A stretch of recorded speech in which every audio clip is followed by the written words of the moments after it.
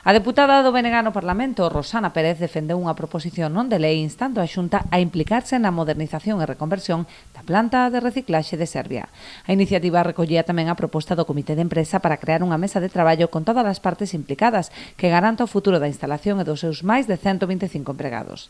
A toda agora, a planta prestaba servizo a unha poboación de máis de 85.000 habitantes dos 9 concellos da mancomunidade Serra do Barbanza. Sen embargo, na actualidade, a súa situación é insostible, co vertedoiro colmatado e as instalacións en precario debido á falla de mantemento. A mala xestión da propia mancomunidade e o abandono total por parte da Xunta de Galiza manteñen as instalacións de Serbia neste momento ao borde do colapso por falta de mantemento e de investimentos, pola colmatación do seu vertedoiro e, polo tanto, por ter que trasladar os rexeites a sobrado dende hai case 2 anos e pola importante débeda que a mancomunidade acumula a día de hoxe coa empresa concesionaria. Os nacionalistas solicitaban a implicación da Administración autonómica para garantir a súa continuidade, diversificando o servizo a través da especialización no tratamento doutro tipo de residuos, proposta que tamén secundou a agrupación socialista.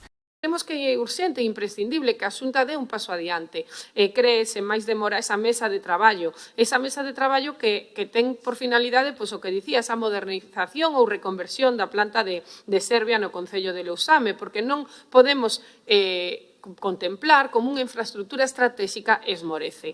Falamos, ademais, dunha, como dicía ao inicio da miña intervención, dunha instalación que é clave para o futuro industrial e ambiental da zona, cun impacto directo sobre o emprego, o desenvolvemento sostible e a calidade de vida da veciñanza. Sen embargo, a iniciativa non saiu adiante ante a oposición do PP, que votou en contra, afirmando que Serbia non supón unha alternativa a Sogama, debido ás deficiencias do modelo que implican tamén un maior custo medioambiental. Nunca puderon vender o compost porque é de mala calidade. Quer dicir que é de mala calidade?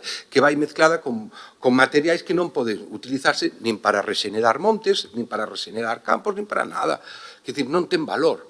A legislación non permite que se utilice para iso. Xa non é que non teña valor comercial, é que a legislación non permite que se pode utilizar para o que supostamente podía utilizarse o compost. É o mesmo problema que lle pasa a Nostián. Pero iso dalles igual, vostedes veñen cos seus datos e tal, co cual non é que estén cerca do 50%, non é verdade.